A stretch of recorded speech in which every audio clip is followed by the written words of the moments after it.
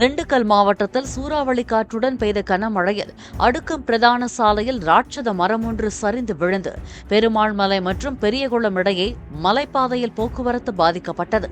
விரைந்து சென்ற வனத்துறை ஊழியர்கள் இரவையும் பொருட்படுத்தாமல் மரத்தை அறுத்து அகற்றும் பணியில் ஈடுபட்டனர்.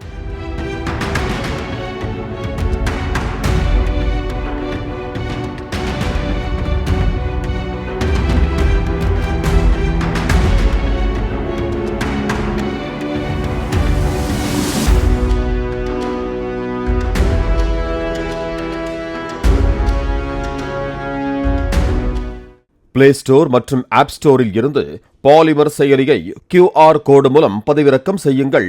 செய்திகளை உடனுக்குடன் பெறுங்கள்.